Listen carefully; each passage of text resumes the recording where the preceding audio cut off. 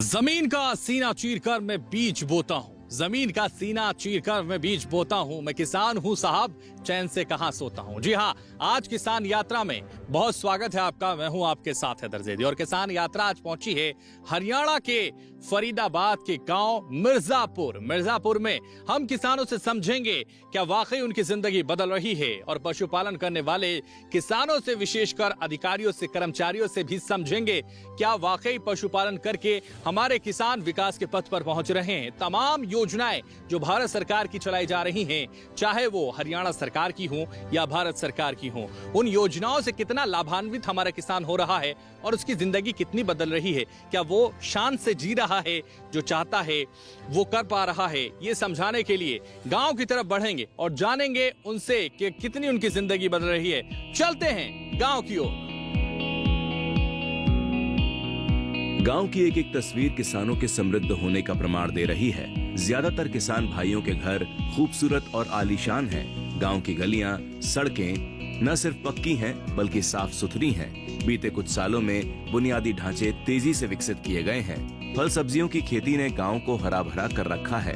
गांव में भ्रमण करने के दौरान जो एक बात कॉमन दिखी वो ये कि यहाँ ज्यादातर घरों में पशुधन है। हमने गांव के किसानों के साथ बैठकर इत्मीनान से बातचीत की। बातचीत में पता चला गांव के अधिकांश किसान पारंपरिक खेती के साथ अतिरिक्त आय के लिए पशुपालन और डेयरी फार्मिंग का काम करते हैं। पशुपालन करने वाले किसान किस तरह से आगे बढ़ रहे हैं, ये समझाने के लिए तरुणा एक पशु चिकित्सक हैं जो हमारे साथ हैं इस वक्त। उनसे बात करेंगे, उनसे समझेंगे कि कैसे वो जिंदगी बदलने में समन्वय बनाकर काम कर रही हैं किसानों की। ये समझने के लिए उनसे बात करते हैं। बहुत स्वागत दूरदर्शन किसान पर। Thank you so much. नमस्कार। देखिए, अभी जो सरकार की स्कीमें चलाई गई हैं, मैं आपको पशुपालन विभाग से रिलेटेड स्कीम्स बताऊंगी जो हमने 2014 के बाद जो बहुत ही युद्ध स्तर पे चलाई गई हैं। पहली स्कीम जो सबसे बेहतरीन स्कीम है वो है पशुओं के लिए बीमा योजना। जो पशु बीमा योजना कर रहे हैं, देखिए पहले क्या होता था, पशु ले आते थे, इतने महंगे पशु लेके आते थे और पशु अचानक मर गया, कभी डिलीवरी के टाइम मर गया, कभी सांप काटने से मर गया। तो उन पशुओं की जो बीमा योजना चलाई गई है वो 1 साल की बीमा योजना है, जिसके अंदर जो प्रीमियम है 95% प्रीमियम जो है वो गवर्नमेंट की तरफ से पे किया जाता है। बाकी सारा प्रीमियम जो है वो ओनर को देना होता है।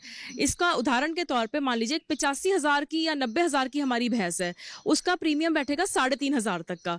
तो 3,500 में से जो पशु मालिक है उसको 450 से लेकर 500 रुपए के बीच में प्रीमियम देना पड़ेगा, और बाकी सारा जो प्रीमियम है वो हमारी सरकार देगी। और ये जो पशु बीमा जो होता है ये 1 साल के लिए किया जाता है। इस 1 साल में यदि पशु किसी कारणवश मर जाता है, सिवाय सिर्फ बिजली की लापरवाही की वजह से या किसी सांप वगैरह के काटने की वजह से, उसके अलावा हर प्रकार से जो पशु के मरने के ऊपर मुआवजा है वो सरकार देगी।